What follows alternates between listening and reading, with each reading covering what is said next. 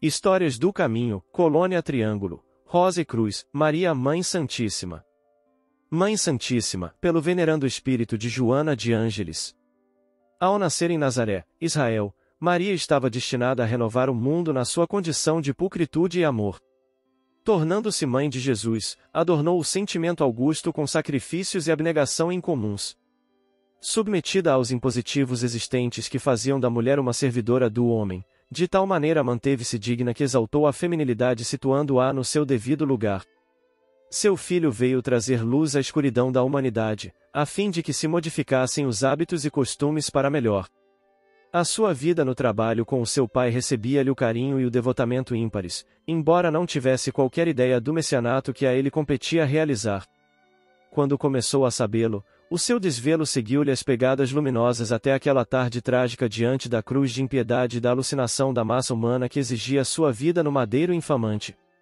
Vendo-o, naquele momento em estertor, sem um amigo, no tumulto que se estabeleceu no Calvário, buscou superar as angústias e dores, para perguntar em pungente agonia: meu filho, que te fizeram os homens? E ele, com dificuldade nos instantes extremos e finais da existência corporal, respondeu, olhando João, o discípulo amado, que a acompanhava: mulher, não a chamou de mãe, eis aí o teu filho. Filho, eis aí tua mãe.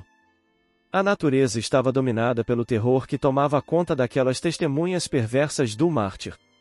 Ele oferecia à humanidade e esta passaria a ser a sua família. Foi a partir desse augusto momento que todos os homens e mulheres do mundo passaram a ser seus filhos e ela a Mãe Santíssima de todos. Hoje, quando o teu calvário parecer excruciar-te e o desespero tentar apossar-se dos teus sentimentos, lembra-te de Maria, a Mãe Santíssima, e prossegue alegre e confiante sob o seu amparo. Joana de Ângeles. Mãe Santíssima. É sabido que as religiões cristãs reverenciam, com profunda gratidão, a figura ímpar de Maria de Nazaré. Sua elevação espiritual sempre foi tida como parâmetro maior, por ter recebido de Deus a missão de ser mãe do Messias. Intimamente, trazia o compromisso de colaborar para que o divino se fizesse homem entre os homens. Aceitou a tarefa e cumpriu-a de maneira extraordinária. Quando a dor maior invadiu seu coração, na hora do martírio, exclamou: meu filho! Meu amado filho! E ouviu a resposta significativa, enquanto Jesus indicava o apóstolo João: mãe, eis aí teu filho. Ela compreendeu que era o momento da renúncia maior da sua alma. Era a lição da família universal colocada em prática pelo filho amado que se fazia substituir pelo amigo querido. Maria.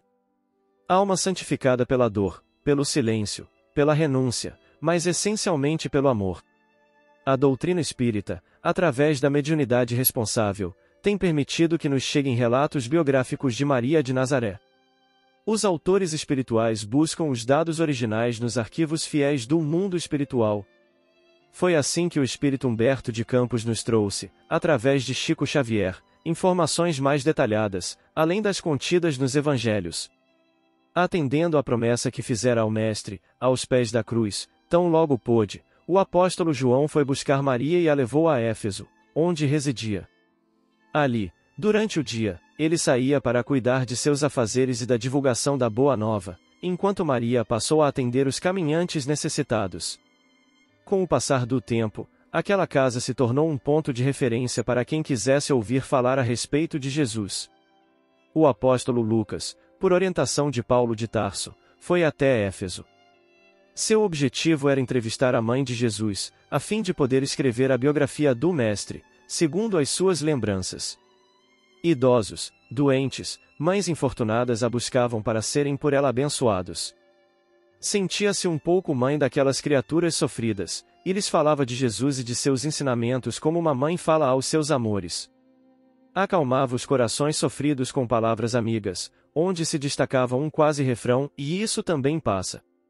Certa feita, um doente, sentindo alívio em suas chagas, ao beijar-lhe as mãos, murmurou: Senhora, sois a mãe de nosso Mestre e a nossa Mãe Santíssima. Desde então, a sua casa passou a ser conhecida como a Casa da Mãe Santíssima. Um dia, em que a saudade do filho era muito grande, ela atendeu a um peregrino. Com mais intenso sentimento, ela falou daquele Jesus, que se fora da terra, há alguns anos. E disse da sua imensa saudade. Então, o peregrino retirou o capuz, e com a voz que ela conhecia muito bem, disse: "E minha mãe?" Ela se emocionou. O coração começou a bater mais forte. E ele completou: "Vim te buscar porque meu pai quer que sejas, no meu reino, a rainha dos anjos." Naquela noite, João, retornando das atividades, lhe assistiu aos últimos momentos. Ela partiu, mansamente. E como uma estrela, de intenso brilho, adentrou a espiritualidade. Redação do Momento Espírita. Colônia Espiritual Triângulo, Rosa e Cruz. Sintonia e unidade. A lagarta, na sua estafante peregrinação pelo solo e galhos à caça de folhas, não se descuida um segundo sequer da sua união com a natureza. No término do seu tempo como lagarta, procura um local adequado, fecha-se em si mesma e entrega-se ao Criador. Fim do tempo necessário, renasce como borboleta com vida e ação completamente diferentes da sua vida anterior. Que fantástico! Que exemplo nos dá esta filha da natureza! Com os homens, os acontecimentos se tornam complexos. A maioria tem contornos de dor e sofrimento. Perdemos a sintonia. Não sabemos mais confiar no Criador. Afastamo-nos, e desta forma ficamos fragmentados, separados do centro comum, que é Deus. Consequentemente nos agarramos à forma atual, impermeáveis a modificações naturais. Só à custa da ajuda de irmãos dedicados conseguimos pouco a pouco atingir estados que poderiam ser atingidos quase de imediato. Com a morte do corpo físico, se socorridos em postos de socorro, levamos conosco costumes, vícios, condicionamentos de comida e bebida, até superstições e sectarismo religioso. O que a lagarta faz inconsciente, temos que realizar conscientes. Aos poucos, vamos abandonando as necessidades de alimentação, depois aprendemos a nos comunicar através da língua universal. Ultrapassando, não necessitamos de símbolos da linguagem. Comunicamo-nos com vibrações mentais, chegando assim bem próximos do silêncio verbal e mental, quase prontos para neste silêncio ouvir o que Deus tem a nos dizer. E assim o espírito de Patrícia segue a narrativa de suas experiências no plano espiritual. Foram feitas várias excursões durante o curso a outras colônias, postos de socorro, no umbral, hospitais, lugares que já descrevi no livro, Vivendo no Mundo dos Espíritos. Encantei-me de modo especial com as excursões a outras colônias de estudo e as do plano superior, onde passamos horas de agradável convívio e inebriados com tantas belezas. Foi enorme alegria para o meu coração visitar a colônia e Triângulo, Rosa e Cruz. Esta colônia é intermediária entre o Oriente e o Brasil. É uma colônia habitada por orientais e brasileiros, visando um aprendizado maior entre as duas culturas, principalmente a sabedoria que une a Deus. Não é fácil descrevê-la para os encarnados. É algo deslumbrante, belezas que encantam. Está no espaço ao centro do Brasil, não muito longe da colônia Nosso Lar, um pouco mais acima para o norte. Esta colônia é localizada pela vibração. Quando se quer encontrá-la, concentra-se e se é atraído para ela. Saímos para visitá-la, nós, os 40 alunos, um instrutor e um morador oriental da Triângulo que viera para nos acompanhar. Fomos volitando um ao lado do outro. Ao aproximar-nos, volitamos devagar para melhor apreciar o local. No espaço onde está a colônia, o céu é mais azul, o ar mais puro e rarefeito. De longe, a colônia parece um enorme castelo sobre as nuvens. Um encanto. O castelo é branco e brilha como uma delicada estrela. Parece que estou vendo um castelo de contos de fadas, disse Hércules, um colega. Concordamos com ele. À medida que nos aproximávamos, a visão do castelo ficava mais linda. Triângulo, como é chamada, não tem muro, as paredes são as divisas. Não tem nenhuma proteção e nem aparelhos de defesa. É que esta colônia só é vista, encontrada, pelos que vibram muito bem e sabem concentrar-se para se guiar pela sua vibração. Seu formato é de um triângulo, tendo em cada lado um portão. Esta colônia parece de cristal, tendo o brilho e a brancura que dão reflexos de muitas cores suaves. Nas paredes do lado de fora, há desenhos em relevo e inscrições. São desenhos de figuras humanas em atitudes de oração e adoração ao Pai. Esta colônia é cópia das antigas, porém é uma das mais atuais colônias do Oriente. Colônias que existem há milênios. As inscrições são orientais, algumas frases são em português. Frases que glorificam a Deus. Só por ter visto isto me sinto realizada. Que maravilha! Exclamou Lúcia, outra companheira. Tem 7 torres arredondadas, sendo 3 mais altas. Seus telhados são em triângulo e são de tonalidades azul clarinho, parecem ser também de cristal. Paramos na frente do portão principal. Vamos, por favor, ficar observando mais um pouquinho, pediu extasiada Fábia. Era a vontade de todos. Passei a mão devagarinho na parede, senti o sólido da construção e pude observar de perto a delicadeza e a perfeição de seus desenhos. O portão é diferente dos que já vira no mundo espiritual, é muito bonito. Não é feito de nenhum metal que encarnado conhece, é difícil compará-lo. É grande e tem um enorme emblema de formas perfeitas idealizado por um excelente artista. O emblema é de um branco puro um pouco diferente do branco que enxergava quando encarnada. Este emblema sobressai de tal forma que, ao vê-lo, parece que só o vemos. Um encarnado, ao vê-lo, pensaria que é feito de pedras preciosas. O oriental que nos acompanhava aguardou tranquilo que observássemos a parte externa da triângulo. Quando nos agrupamos de novo, ele mentalizou por segundos e o portão foi aberto. Certamente que sabiam que estávamos lá fora, mas só foi aberto o portão quando o oriental mentalizou. E a nossa primeira lição sobre a triângulo foi dada pelo nosso acompanhante. O portão só abre ou fecha por sintonia da mente de um dos seus moradores. Genial! A mente aqui é como um controle remoto, exclamou Yolanda. Um controle de alta precisão que não falha, disse nosso instrutor sorrindo. Aqui não escurece? Já era para ser noite. Daqui dá para ver a noite logo ali. Esta colônia não está vinculada à rotação da Terra? Indagou Miriam, outra componente do grupo.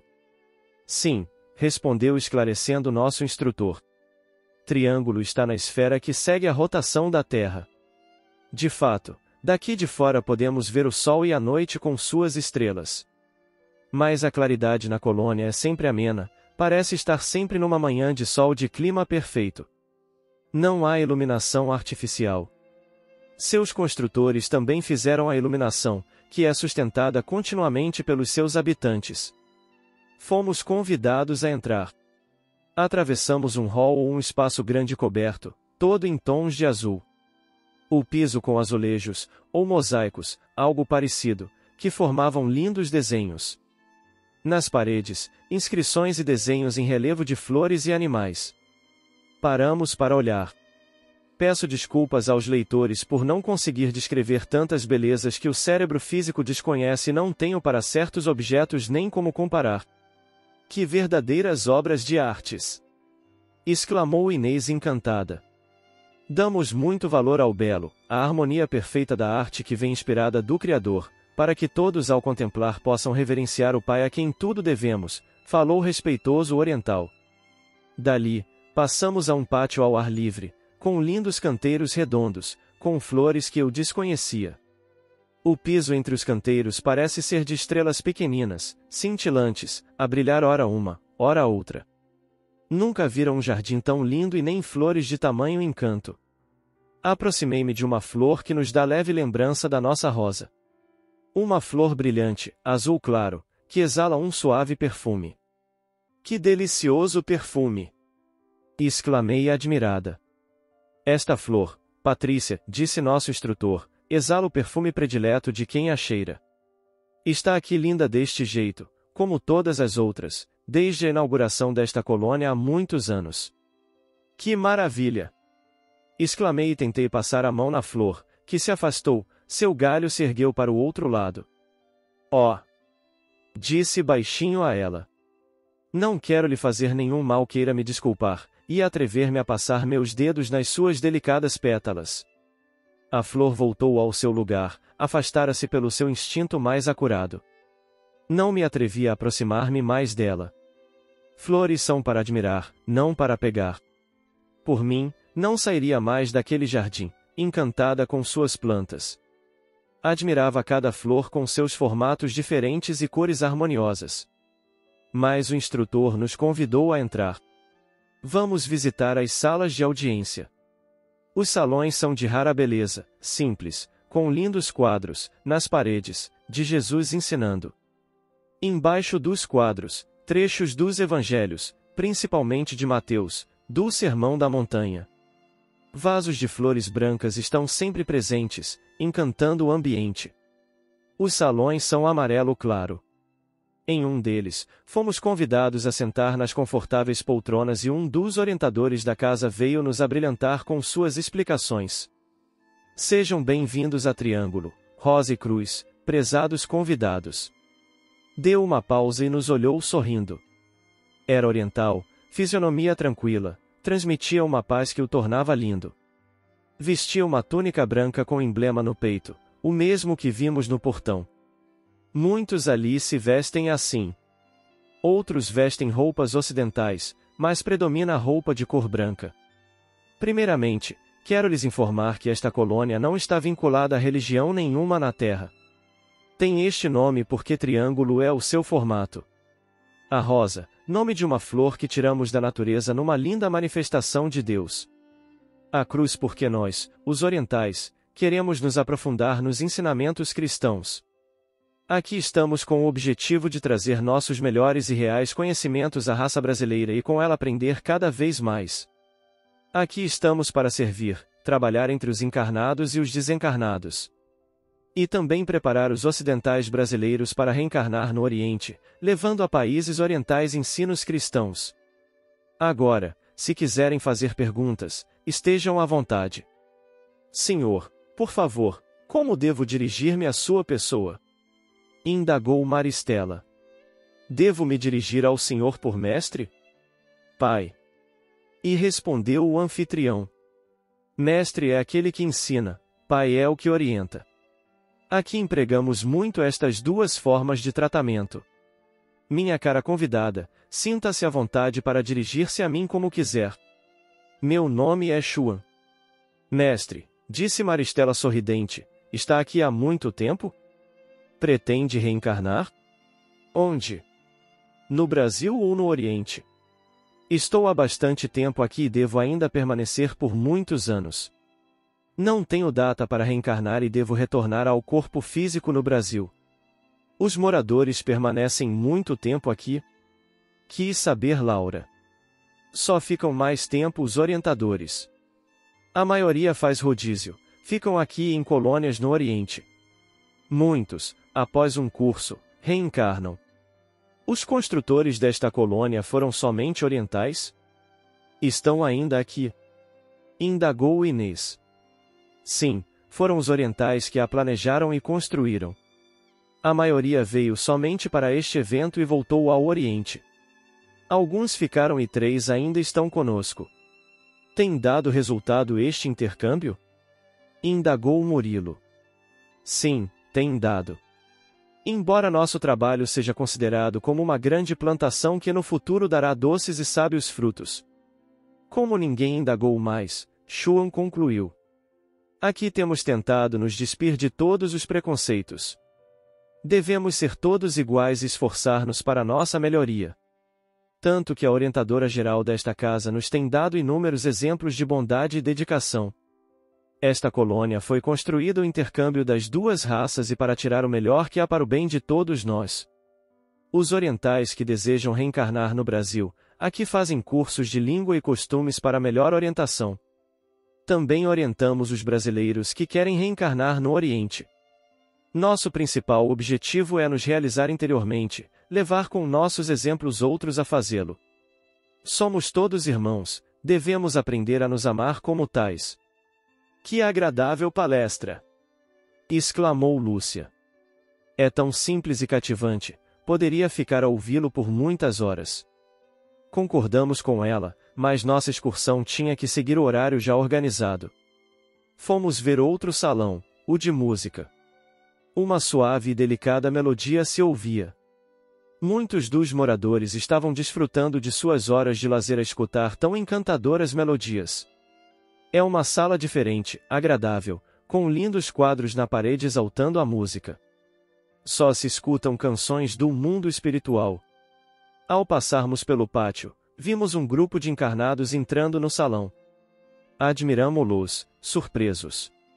Uns estavam extasiados com tantas belezas, outros, talvez acostumados, estavam normalmente, uma minoria parecia um pouco alheia. O oriental que nos acompanhava esclareceu. São encarnados filiados à nossa colônia. Seus corpos psíquicos estão dormindo. Sempre estamos recebendo grupos de encarnados.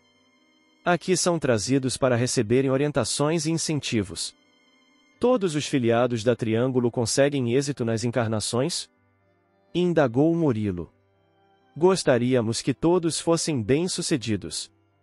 A luta é igual para todos. Infelizmente aos que fracassam diante das dificuldades do plano físico. O silêncio desta colônia é divino. Não se faz barulho ao caminhar. Pouco se fala. Quase sempre se ouvem conversas de grupos de visitantes. Entre os moradores só se usa a telepatia, a comunicação pelo pensamento. Fomos visitar a biblioteca da colônia. Grande, espaçosa e silenciosa. Nada se escuta, com a nossa presença o silêncio foi quebrado com algumas expressões de surpresa e com algumas perguntas. Suas estantes são trabalhadas, são do mesmo material de que é construída a Triângulo. Parece cristal. São poucos os livros de literatura brasileira. A maior parte dos livros são religiosos e de cultura geral. Os restantes dos livros são orientais. Alguns são traduzidos. Há livros raros, uns grandes, outros em papiros. São cópias de livros que se encontram nas colônias orientais. Infelizmente não teríamos tempo para lê-los, só observamos. É a biblioteca da Triângulo um lugar encantador. Subimos em algumas torres. São tão lindas. Podemos ampliar nossa visão, vimos a terra de longe e de perto como se estivéssemos num avião, voando mais baixo. Para subir na torre volita-se devagar. Após, fomos conhecer, ao lado direito, uma ala que se chama Lar de Repouso. Aqui estão os recém-desencarnados que são filiados à colônia do Triângulo, onde se hospedam por determinado tempo. Todos os filiados são socorridos e trazidos para cá logo após a morte do corpo? Indagou Jorge Luiz. Não. Infelizmente só os que têm merecimento são socorridos após a morte do corpo e recolhidos no lar do repouso. Aos fracassados, estes têm por afinidades lugares a que fizeram jus. Mas todos os filiados recebem nossa ajuda. Logo que possível estes filiados são orientados, às vezes, por certo tempo, em outras colônias. Quando aptos, trazemo-los ao lar. Esta parte nos faz lembrar as acomodações das muitas colônias de socorro. Tudo é simples e com muitas flores. Ali vimos água. Um pequeno e encantador chafariz que, além de embelezar, serve aos hóspedes de alimento fluídico. Nosso acompanhante esclareceu. É o único alimento que temos na colônia. E está aqui no lar do repouso porque os alojados necessitam desta nutrição. O resto dos habitantes da colônia não faz uso d'água, nem de plantas. Sustentam-se com o fluido vital do Criador. A água é igual à da colônia de estudo. Não molha, é límpida. O chafariz é de cristal ou algo que se pode comparar a este elemento para os encarnados terem uma ideia. É verde claro, tem forma simples. Os recém-chegados gostam de sentar-se à sua volta. Um deles nos disse: só de ver o chafariz sinto-me alimentado. Esta ala tem alojamentos onde os abrigados descansam. Ficamos 47 horas visitando a colônia, ouvindo palestras e encantamo-nos com tudo. Observamos desde o teto, suas paredes, o piso, suas flores, quadros, tudo nos maravilhava. Só podem visitar colônias assim espíritos que estão em colônias de estudo. Indivíduos mais esclarecidos e totalmente edificados com o mundo dos espíritos. Fora do lar do repouso ninguém se alimenta e nem faz exercícios para se nutrir, pois isso ocorre automaticamente. Não se necessita descansar. Aprendemos na colônia de estudo estes detalhes. Logo nos primeiros meses de estudo, nem após as excursões no umbral necessitávamos de descanso ou de nutrição. Chegou a hora de nos despedirmos. As saudações de paz foram mentais, olhamos sorrindo, fazendo reverência com a cabeça. Ao atravessarmos o portão, volitamos perto um do outro. Olhei para trás, a Triângulo realmente parece com um castelo de fadas. Foi maravilhosa a excursão. 47 horas de sublime encantamento que ficarão guardadas para sempre na minha memória perispiritual. A alegria. A difícil missão da Mãe de Jesus. Maria de Nazaré é a personalidade sublimada, conforme o benfeitor Emmanuel orienta na obra A Caminho da Luz, livro psicografado por Francisco Cândido Xavier, que foi escolhida para desempenhar a missão complexa e desafiadora de ser a mãe do Messias, Jesus Cristo, em sua encarnação missionária. Diz-nos Emmanuel, que quando chegou o tempo previsto para a vinda do Cristo, as entidades angélicas do sistema solar movimentaram-se nas proximidades da Terra, adotando providências de vasta e generosa importância a que foram levadas a efeito. Escolhem-se os instrutores, os precursores imediatos, os auxiliares divinos. Assim, num trabalho planejado e de grande relevância no mundo espiritual, processou-se a escolha daqueles que auxiliariam Jesus em sua missão de libertação pelo amor por excelência. Todos esses colaboradores do Cristo prontificaram-se a exercer a sua missão, cada qual conforme as determinações do alto e do planejamento realizado, cabendo ao Espírito amigo e meigo que assumiu entre nós a identidade de Maria de Nazaré, a tarefa magnânima, porém muito complexa, de ser a mãe de Jesus, e que estaria conduzindo os passos do Messias até que ele pudesse, pessoalmente, conduzir toda a humanidade nas veredas do amor, do qual foi o principal agente e exemplo incontestável. Assim, a missão de Maria começa, portanto, no plano espiritual, quando aceita fazer parte da equipe de Jesus. Vários anos depois, Maria de Nazaré, encontrando-se com idade aproximada entre 14 e 16 anos, em certa tarde, sentindo as aragens do crepúsculo próximo, estava absorta concluindo suas tarefas diárias e elevava a Deus suas orações de agradecimento pela vida, pela família composta por seu pai Joaquim e sua mãe Ana. Nesse momento de total ligação espiritual com Deus, ela percebe a presença de uma luz intensa, que aureolava um ser que pairava à sua frente, mais parecendo uma estrela que caíra do céu e se transformará em figura humana. Era Gabriel, espírito angélico da equipe direta de Jesus que vinha lhe trazer a notícia maravilhosa do nascimento do Messias, anunciando-lhe que ela tinha sido escolhida para receber em seu ventre o Mestre da Luz, que vinha com o propósito de modificar a paisagem espiritual do planeta, por meio da semeadura dos ensinos evangélicos, no coração humano. Gabriel saúda Maria dizendo: Alegra-te, cheia de graça, o Senhor está contigo. Encontraste graça junto de Deus. Eis que conceberás no teu seio e dará à luz um filho, e o chamarás com o nome de Jesus.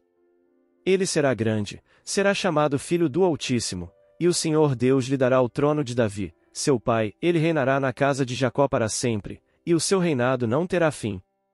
Evangelho de Lucas capítulo 1, versículos 28 a 33. Diante daquela inusitada notícia, ficou intrigada quanto à saudação que ela receberá. Cheia de graça, o que queria aquele emissário divino dizer com tais palavras? Estar plena da graça de Deus queria dizer que Maria, como espírito purificado, já estava com Deus e que, portanto, teria todas as condições para, no decorrer de sua vida, demonstrar toda a sua fortaleza moral e fé inabalável nos desígnios supremos. Sua disposição para cumprir a vontade de Deus era tal que, simplesmente, com coragem e confiança na providência divina, responde ao anjo com as emblemáticas palavras que lhe caracterizariam por toda a sua vida. Eu sou a serva do Senhor, faça-se em mim segundo a tua palavra. Evangelho de Lucas capítulo 1, versículo 38. Em nossa modesta condição de espíritos ainda imperfeitos temos enorme dificuldade para entender a missão de Maria de Nazaré. Ela não pede maiores explicações, não exige saber quais serão as consequências e nem mesmo o que irá ganhar por assumir tal tarefa. Ela simplesmente aceita o encargo, logicamente expressando todo o seu cabedal de espírito sublimado, assumindo uma das missões mais difíceis já desempenhadas neste nosso mundo terráqueo. Educar um filho é sempre uma missão, conforme o descrito na questão 582 de O Livro dos Espíritos, codificado por Allan Kardec. Sendo uma missão, portanto, terá o missionário que assumir as responsabilidades de sua ação junto àquela criança que Deus lhe colocou em suas mãos, recolhendo as consequências advindas de sua execução. Dessa forma, nós podemos imaginar, mesmo que parcamente, o nível da responsabilidade assumido pelos pais de Jesus, em especial por Maria de Nazaré, que se dedicou com amor, carinho, compreensão e renúncia àquele filho que lhe vinha dos mais altos planos da vida, e que desempenharia espinhosa e árdua missão entre os homens.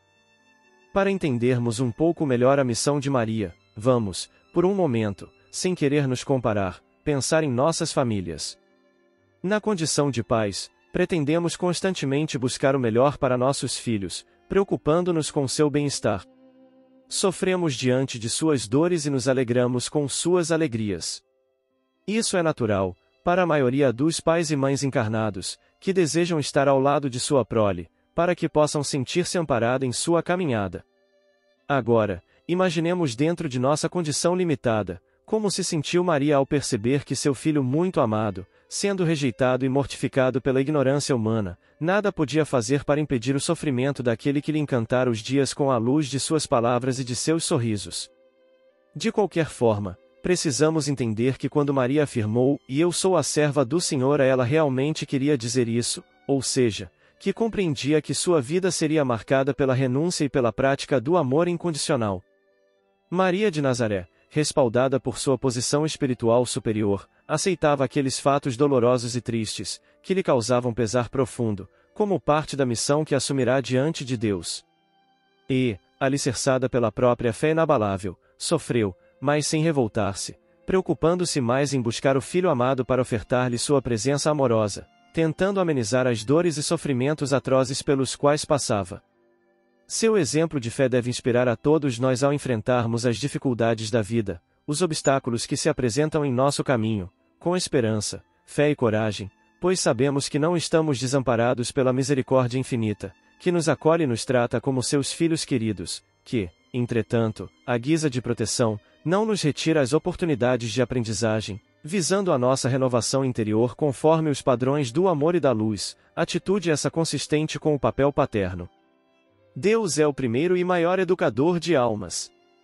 Maria tinha a intuição vívida, embora toldada pelos efeitos provocados pela encarnação na matéria, de que haveria de cumprir os passos de uma estrada árdua, acompanhando o caminhar de seu filho querido, Jesus de Nazaré, que desde cedo apresentava condições excepcionais de consciência e clareza de sua missão terrena. Ela havia sido advertida por Simeão, sacerdote no Templo de Jerusalém, quando fora levar Jesus para a apresentação e purificação conforme as determinações da lei de Moisés, que lhe disse: "E a ti, Maria, uma espada traspassará tua alma", para que se revelem os pensamentos íntimos de muitos corações. Evangelho de Lucas, capítulo 2, versículo 35. As preocupações de mãe sempre pesaram em seu coração, estando Jesus ao seu lado, agravando-se quando o mestre partia em suas viagens missionárias no sentido de pregar a palavra de Deus. A ausência de notícias torturava-a, embora nunca esmorecesse em sua fé. Esse é um fato comum a toda aquela que assume a função de mãe, o de se preocupar com os filhos desejando vê-los bem, em paz e felizes. No entanto, é preciso compreender que cada espírito tem sua trajetória e necessidades individuais, e que não há como afastar ou eliminar os obstáculos do caminho dos próprios filhos, pois isso é uma tarefa individual e que por mais que os amemos, às vezes, muito pouco ou quase nada podemos fazer por eles, restando-nos oferecer preces a Deus para que possam ser iluminados e protegidos, e que escolham os caminhos consoantes às práticas evangélicas. Também, como qualquer mãe humana, quando Jesus retornava a Nazaré, depois de suas caminhadas pelas redondezas e cidades mais distantes, ela ficava feliz por estar de novo ao lado do filho amado, embora a consciência lhe advertisse que aquele homem, nada comum, trazia uma palavra que contestava os que dominavam o cenário político e social de então, e que isso lhe renderia sérias consequências. Certamente a profecia de Simeão, mencionada anteriormente, de que aquele menino fora posto no mundo para a queda e soerguimento de muitos em Israel, e para ser um sinal contestado, e que uma espada traspassaria seu coração materno, permanecerá em sua alma como alerta constante. A raiva, a inveja, o rancor, o medo de perder posições de vantagem material fizeram com que os principais do Templo de Jerusalém e do poder romano levassem a cabo uma história de amor e doação não compreendida, retribuindo com sofrimento e dor toda a dedicação e esforço despendido pelo Mestre Jesus. Esse fato foi de tal envergadura para todos nós que até hoje trazemos na memória, como o maior momento de insanidade do espírito humano. Após o retorno do Mestre aos planos da luz e do amor, Maria vai para Éfeso, levada pelo apóstolo João Evangelista para viver naquela cidade em uma casa humilde, onde ele poderia cuidar melhor dela consoante o pedido do Mestre ainda à cruz. Mãe, eis aí teu filho. Filho, eis aí tua mãe. Passa diversos anos atendendo aos desamparados da sorte que lhe vinham buscar as bênçãos e o amparo materno. A esses que lhe chegavam de todas as regiões, estendia ela os braços amorosos com o intuito de acolhê-los e ampará-los. No plano espiritual, Maria continua cuidando de todos nós, e especialmente aos que por decisão própria resolveram abreviar a própria vida, pelas vias do suicídio. Maria de Nazaré, com sua fraternidade composta por espíritos de elevada hierarquia, recebem, amparam e encaminham a esses nossos irmãos que se deixaram levar mais pelas dúvidas e desesperança do que pela fé em Deus, demonstrando assim que não há ninguém desamparado e que seu amor de mãe nos acompanha a todos. Assim, é justo e certo que quando estamos diante de situações aflitivas recorramos ao amor materno de Maria que jamais nos negará consolo e amparo. Que o exemplo de Maria de Nazaré ao lado de Jesus sempre, resignada e submissa à vontade de Deus, possa nos inspirar para termos coragem diante das situações difíceis que enfrentamos, dando-nos a coragem e a fortaleza necessárias para caminharmos em direção da luz e da perfeição. O trabalho da Mãe de Jesus no plano espiritual. Maria dirige no plano espiritual várias organizações de socorro aos necessitados. No livro Memórias de um Suicida de autoria do espírito Camilo Castelo Branco através da médium Ivone do Amaral Pereira, é-nos relatado o socorro realizado aos espíritos que praticaram o autoextermínio pela Legião dos Servos de Maria. Trata-se de uma legião de espíritos dirigidos pelo nobre espírito Maria que tem por finalidade socorrer aqueles que abreviaram voluntariamente a sua vida e por isso padecem atrozes dores no mundo espiritual. Há entre os servidores da Mãe do Senhor disciplina e amor no auxílio a estes que sem dúvida são grandes necessitados de socorro espiritual. Dá-nos a conhecer ainda, este autor espiritual português, outras organizações chefiadas por este angelical espírito como o Hospital Maria de Nazaré e a Mansão da Esperança. Outras citações poderíamos fazer para falar do trabalho da Rosa de Nazaré no mundo do espírito, entretanto, para encerrar estas singelas linhas sobre seu trabalho no sentido de apacentar as ovelhas de seu filho amado gostaríamos apenas de citar a referência de André Luiz àqueles que em prece pedem o socorro da Senhora dos Anjos para o alívio de seu coração. Narra-nos este querido mentor estudando os processos de intercessão no mundo da verdade que certa matrona chorava com paciência e de joelhos diante de seu oratório particular quando seu orientador sugeriu acompanhar as vibrações mentais da irmã em súplica. Postar-nos-emos na retaguarda, de modo a não a incomodar com a nossa presença. E, envolvendo-a nas vibrações de nossa simpatia, assimilar-lhe-emos a faixa mental, percebendo, com clareza, as imagens que ela cria em seu processo pessoal de oração. Obedecemos maquinalmente, de minha vez, à medida que concentrava a atenção naquela cabeça grisalha e pendente, mais se alterava o estreito espaço do nicho aos meus olhos. Pouco a pouco, qual se emergisse da parede lirial, linda tela se me desdobra a visão, tomada de espanto. Era a reprodução viva da formosa escultura de Teixeira Lopes, representando a Mãe Santíssima chorando o divino Filho morto. E as frases inarticuladas da veneranda irmã em prece ressoavam-me nos ouvidos. Mãe Santíssima, Divina Senhora da Piedade, compadece-te de meus filhos que vagueiam nas trevas. Por amor de teu Filho sacrificado na cruz, ajuda-me o espírito sofredor para que eu possa ajudá-los. Bem sei que por sinistro apego às posses materiais, não vacilaram em abraçar o crime. Em verdade, Senhora, são eles homicidas infortunados que a justiça terrestre não conheceu. Por isso mesmo, padecem com mais intensidade o drama das próprias consciências, enleadas à culpa.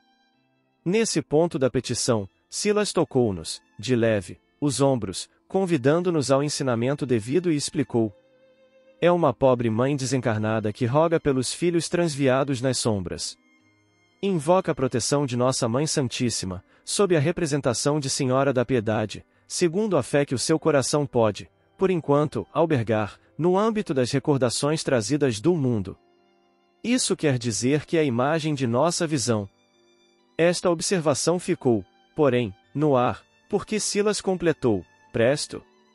É uma criação dela mesma, reflexo dos próprios pensamentos com que tece a rogativa, pensamentos esses que se ajustam à matéria sensível do nicho, plasmando a imagem colorida e vibrante que lhe corresponde aos desejos. E respondendo automaticamente às indagações que o problema nos sugeria, continuou: isso, contudo, não significa que a prece esteja sendo respondida por ela mesma. Petições semelhantes a esta elevam-se a planos superiores e aí são acolhidas pelos emissários da Virgem de Nazaré, a fim de serem examinadas e atendidas, conforme o critério da verdadeira sabedoria. A hora do Ângelus. Há entre os encarnados, principalmente os que adotam a fé católica, um importante momento do dia, às 18 horas, quando a suavidade do início da noite sugere momentos de reflexão, em que tem o hábito de reverenciar a Mãe das Mães. A literatura espírita através da mediunidade de Ivone do Amaral Pereira nos sugere que esta reverência é fruto de um reflexo do plano maior, já que na espiritualidade muitos espíritos também reverenciam a Santa de Nazaré neste mesmo horário. Conta-nos Camilo Castelo Branco que, do templo, situado na Mansão da Harmonia, região onde se demoravam com frequência os diretores e educadores da colônia, partia o convite às homenagens que, naquele momento, seria de bom aviso prestarmos à protetora da legião a que pertencíamos todos, Maria de Nazaré. Pelos recantos mais sombrios da colônia ressoavam então doces acordes, melodias suavíssimas, entoadas pelos vigilantes. Era o momento em que a direção-geral rendia graças ao Eterno pelos favores concedidos a quantos viviam sob o abrigo generoso daquele reduto de corrigendas, bendizendo a solicitude incansável do bom pastor em torno das ovelhinhas rebeldes, tuteladas da legião de sua mãe amorável e piedosa. A narrativa continua na obra citada. Para nós importa comentar apenas que, devido ao grande número de espíritos encarnados e desencarnados envolvidos na prece neste mesmo momento, todos com a mente voltada para uma espiritualidade edificante, cria-se no planeta uma excelente vibração onde os espíritos trabalhadores da seara do Cristo encontram subsídios para realizar trabalhos inimagináveis para a mente do homem comum. Assim, se possível, entremos nesta vibração coletiva do bem buscando pela prece trabalhar em favor de nossos irmãos mais necessitados, sabedores que, no comando desta poderosa corrente está a Rosa Mística de Nazaré intercedendo perante seu Filho, o governador espiritual do orbe, por todos agregados a esta luminosa correnteza construtora da ordem universal. Comentários finais. Mãe Santíssima, Rosa Mística de Nazaré, através de seu amor por toda a nossa humanidade, a intercessão dos seus enviados, os servos ou servidores de Maria, encontramo-nos todos amparados. Todos quando choramos na infância sempre o primeiro socorro a ser chamado é o de mãe.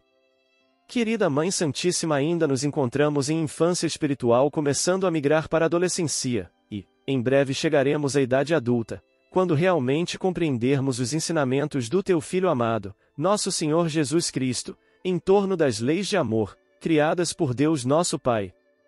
Mestre amado, deste por nós mais que a própria vida, deste-nos a Tua Mãe. Somente por amor. Obrigado Cristo, nosso Senhor. Mestre amado, és a luz do mundo. Vem archote de luz, vem Jesus, viva Jesus. Nascer, morrer, renascer ainda e progredir sempre, tal é a lei. Base bibliográfica. Pelo venerando espírito de Joana de Ângeles. Psicografia do muito querido e estimado, mensageiro da paz, Divaldo Pereira Franco, em 12 de fevereiro de 2023, no Centro Espírita Caminho da Redenção, em Salvador, Bahia. Em 17 de maio de 2023. Redação do Momento Espírita, com base nos capítulos 02 e 30. Do livro Boa Nova, pelo Espírito Humberto de Campos, psicografia do Venerando Apóstolo do Amor e da Mediunidade, Francisco Cândido Xavier, editora FEB. Em 17 de novembro de 2018.